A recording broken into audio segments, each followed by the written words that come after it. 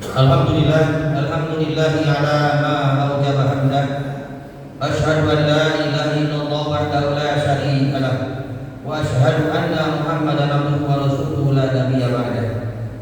Allahumma salli wa sallim ala sayyidina Muhammadin wa ala alihi wa ashabihi ajma'in wa man tabi'ahum bi ihsan ila yaumiddin. Ayyuhal hadirin usikum wa nafsi bi taqwallah faqad fazal muttaqun. Ya ayyuhalladzina amanu taqullaha haqqa tuqatih wa la tamutunna illa wa antum muslimun. Puji dan syukur kita panjatkan kehadirat Allah Subhanahu wa taala yang mana kita semuanya telah diberikan nikmat yang begitu banyak, nikmat sehat lahir batin. Yang paling utama adalah nikmat iman dan Islam. Semoga dengan nikmat itu semuanya kita senantiasa dapat lebih mendekatkan diri kita kepada Allah Subhanahu wa taala. Salawat dan salam semoga dilimpah curahkan kepada manusia pilihan, manusia agung yang diampuni dosanya, yang dijamin masuk surganya, yang bisa memberikan syafaat pada umatnya baginda Rasulullah Muhammad sallallahu alaihi wasallam. Pada kesempatan yang baik ini marilah kita sama-sama meningkatkan keimanan, ketakwaan kita terhadap Allah Subhanahu wa taala. Dalam arti kata menjalankan seluruh yang diperintahkan oleh Allah serta menjauhi dari apa yang dilarang oleh Allah Subhanahu wa taala. Hadirin rahimakumullah, orang yang paling berbahagia adalah orang yang mendapatkan ampunan dari Allah Subhanahu wa taala. Dalam bahasa Arab kita harus selalu meminta ampunan kepada Allah dengan ucapan istighfar. Istighfar mempunyai makna tolabul ghufran, meminta ampunan kepada Allah Subhanahu wa taala. Dianjurkan oleh Allah dalam Al-Qur'an. Surat Nuh ayat 10 sampai 12. Sama dengan surat Hud ayat 3 dan ayat 52. Hadirin rahimakumullah. Ternyata dalam istighfar menurut Al-Qur'anul Karim sangat luar biasa. Allah memerintahkan kepada kita faqulu astaghfiru rabbakum innahu kana ghaffara. Meminta ampunanlah kalian kepada Allah Subhanahu wa taala. Sesungguhnya Allah Maha Pengampun. Dampak dari istighfar adalah yursilis samaa 'alaikum bidar. Allah akan menurunkan hujan dari langit. Hujan yang penuh dengan berkah dengan rahmat Allah Subhanahu wa taala. Sehingga sawah dan ladang-ladang menjadi subur kembali, bisa ditanam. Kemudian yang kedua adalah wayumdikum bi amwalin wa banin. Yang kedua adalah wayumdikum bi amwalin, memberkahkan harta yang kita miliki. Bahkan memanjangkan harta itu menjadi terus berkesinambungan sampai akhir hayat nanti, bahkan bermanfaat sampai ke akhirat nanti. Kemudian yang ketiga adalah wabanin. Barang siapa yang mempunyai keturunan, itu dengan istighfar Allah memberikan solusi. Dengan istighfar rabbakum, memohon ampunlah kepada Allah Subhanahu wa taala. Bahkan bukan hanya kita sebagai manusia biasa, para nabi pun diuji oleh Allah Subhanahu wa taala. Termasuk Nabi Ibrahim alaihissalam, itu menjelang usia 100 tahun baru diberikan keturunan oleh Allah. Bahkan pada usia 80 tahun Nabi Ibrahim baru dihitan.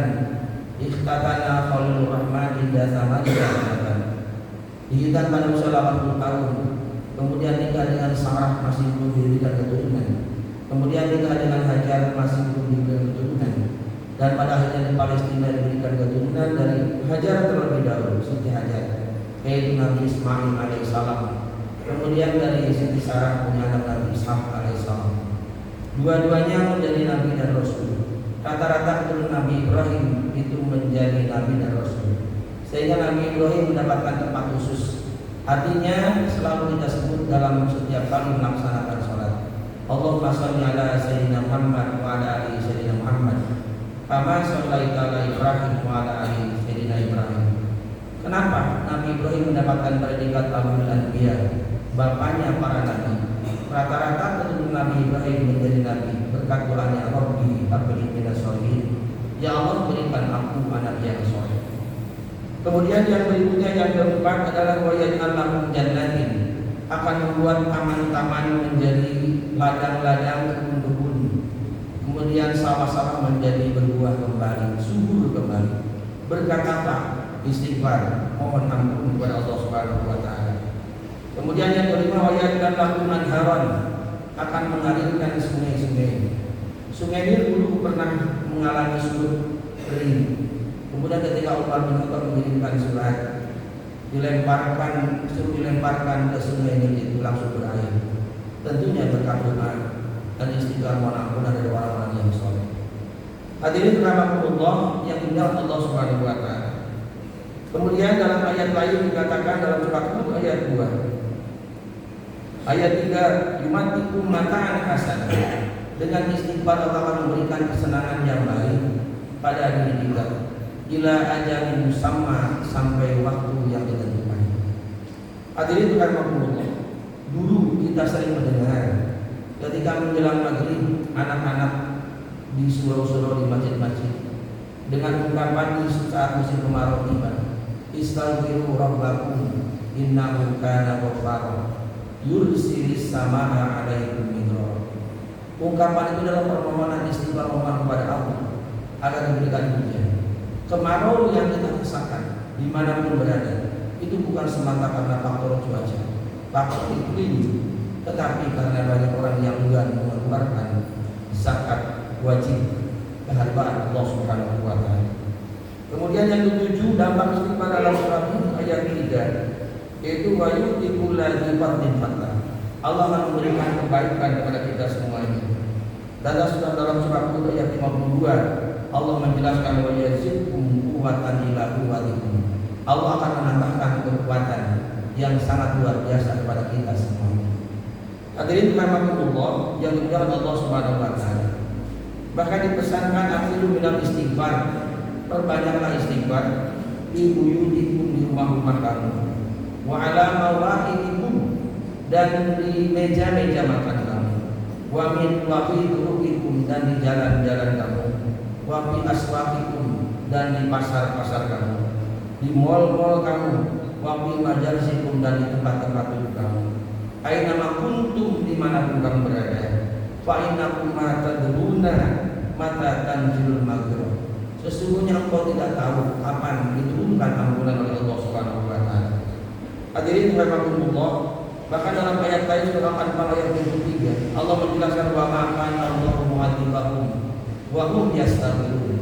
Allah tidak akan memberikan azab kepada satu kaum kalau kaum itu banyak yang istighfar, banyak yang mohon ampun kepada Allah Subhanahu wa taala. Kita merasa berhutang budi kepada mereka, orang-orang soleh yang masih menengadahkan Tuhannya, memohon kepada Allah ampunan. Mungkin berkat mereka itulah kita masih diselamatkan bangsa dan negara ini. Hadirin rahimakumullah, dimuliakan Allah Subhanahu wa taala. Istighfar banyak variatif, yang paling banyak adalah astaghfirullah.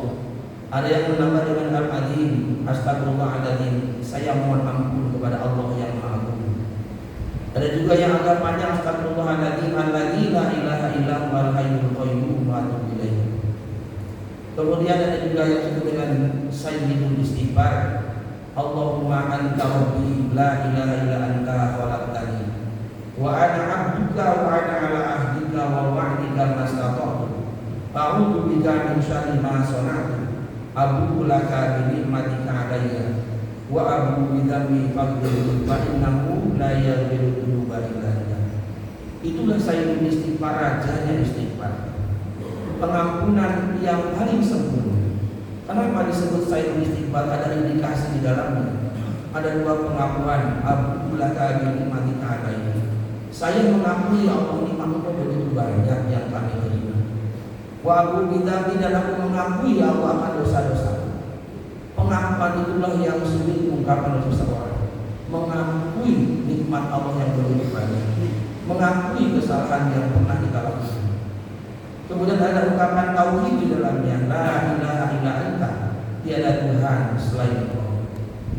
Makanya dalam keterangan dijelaskan barang siapa yang membaca sayyidul istighfar pagi-pagi 3 kali, pagi-pagi sekali, kemudian sore-sore sekali, sambil meyakini kandungannya, kemudian dia meninggal pada hari itu, sudah dijadikan oleh Allah Subhanahu wa taala. Sungguh luar biasa ampunan Allah selalu kita panjatkan. Di saat kita memasuki masjid, Allahumma ighfirli dzunubi waftah li abwaaba rahmatik. Ya Allah, ampunilah aku dan membukakan pintu-pintu rahmat-Nya. Sekali masuk masjid kita mohon ampunan dan mohon rahmat Allah Subhanahu wa taala. Apalagi berkali-kali kita masuk ke dalam masjid. Karena ada dua hal yang bisa mengantarkan kita masuk ke dalam surga Allah Subhanahu wa taala. Pertama adalah maghfirah, ampunan Allah Subhanahu wa taala. Yang kedua adalah rahmat Allah Subhanahu wa taala. Sebab jauh panggang dari api, umur kita paling sampai 70 tahun. Kalau Rasul mengatakan sampai 63 tahun rata-rata seusia Rasul, ingin mengharapkan kenikmatan surga yang begitu luar biasa. Layak asu, tidak ada bosannya. Yashibuna abadan, mudah selamanya. Yashibuna abadan, sehat selamanya. Sungguh luar biasa. Kenikmatan yang sampai kapan, selama-lamanya, abadan. Untuk itulah, kalau bukan dua hal tadi, maghfirah, ampunan dan rahmat Allah Subhanahu wa taala, sepertinya jauh panggang dari api, kita ingin mengharapkan surga yang nikmatnya selama-lamanya. Mungkin berapa persenkah ingatan kita mengingat Allah ketika kita melaksanakan sholat. Untuk itulah belum bisa menembus kebaikan yang pernah kita lakukan. Kenapa kita melaksanakan sholat berjamaah? Dua hal yang kita kejar. Pertama, ingin mendapatkan rahmat Allah. Yang kedua adalah ingin mendapatkan ampunan Allah Subhanahu wa taala. Kemudian hadirin rahimahullah, ketika mengakhiri majelis pun kita berdoa, memohon ampunan kepada Allah Subhanahu wa taala dengan mengucapkan subhanakallahumma wa bihamdika asyhadu an la ilaha illa anta astaghfiruka. Ada kalimat istighfar atubu ilaik, dan kita bertaubat kepada Allah Subhanahu wa taala. Artinya di setiap tempat, setiap keadaan kita selalu mohon ampun kepada Allah Subhanahu wa taala. Bahkan ketika kita mendoakan orang tua pun, Rabbighfirli wa liwalidayya warhamhuma kama rabbayani shaghira. Ampunilah aku dan kedua orang tuaku sebagaimana mereka dua mendidik aku ketika aku masih kecil. Kemudian saat mau makan pun kita memohon pada Allah, waqina adzabannar. Ya Allah, pelihara dari api neraka. Jangan-jangan makanan yang akan kita makan ini mungkin ada syubhat, mungkin ada intrik-intrik haram di dalamnya. Kemudian kita selesai BAB pun kita mengucapkan ghufranaka. Ya Allah, memohon ampunanmu. Alhamdulillahilladzi adhaba 'anil adza wa afani. Segala puji bagi Allah yang telah menghilangkan rasa sakit dan mensehatkan saya. Jangan-jangan makanan yang baru kita buang tadi ada unsur haram di dalamnya, ada syubhat di dalamnya, mungkin yang tidak baik. Selalu mohon ampun kepada Allah Subhanahu wa taala. Hadirin rahimakumullah yang dimuliakan Allah Subhanahu wa taala. Untuk itu harapan kita betapa besar. Ada dua hal yang bisa diterimanya amal ibadah kita Allah. Pertama adalah ilmu, yang kedua adalah ikhlas. Dua hal pula yang bisa mengantar kita masuk dalam surga Allah Subhanahu wa taala. Yang pertama adalah rahmat Allah. Yang kedua adalah ampunan Allah Subhanahu wa taala. Sebesar apapun dosa yang pernah kita lakukan, selagi dosa tersebut berkaitan dengan Allah, pasti akan Allah ampuni. Allah sendiri yang menyatakan dalam Al-Quran, Innallaha la yaghfiru an yushraka bihi wa yaghfiru ma duna dzalika liman yasha.